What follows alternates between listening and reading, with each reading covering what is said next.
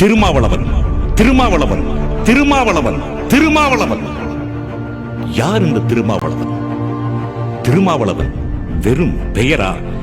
இல்லை, கோடிக்கணக்கான தொண்டர்களின் போர் முழக்கம் இந்த திருமாவளவன்.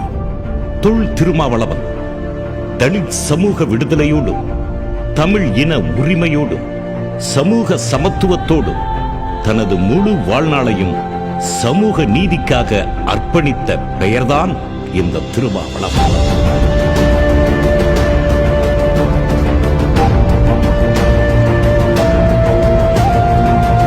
சாதி ஆதிக்கம், மதவெறி ஆதிக்கம், சமூக புறக்கணிப்பை எதிர்த்து தனது உழைப்பால் முன்னேறி ஒடுக்கப்பட்ட மக்களின் உரிமைக்காக போராடும் பெருமைமிகு மனிதர் இந்த திருமாவளவன். ஏன் இந்த வெற்றி விழா? எதற்கு இந்த வெற்றி விழா? விடுதலை சிறுத்தைகள் கட்சியை மாநில கட்சியாக இந்திய தேர்தல் ஆணையம் அங்கீகரித்துள்ளது.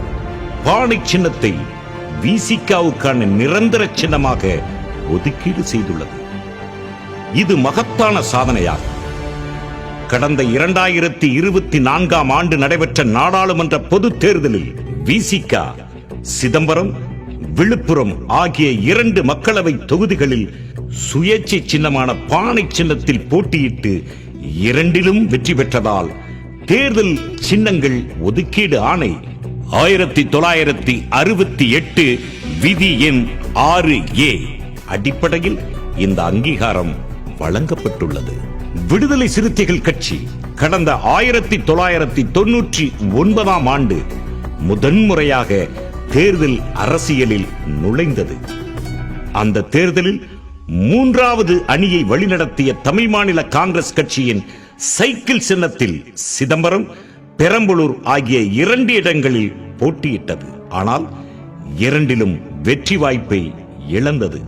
குறுகிய கால இடைவெளியில் சிதம்பரத்தில் சுமார் 2.25 லட்சம் வாக்குகளையும் பெரம்பலூரில் சுமார் 85,000 வாக்குகளையும் பெற்றது விடுதலை சிறுத்தைகள் கட்சி. 2001ஆம் ஆண்டு நடைபெற்ற சட்டமன்ற தேர்தலில் திமுக கூட்டணியில்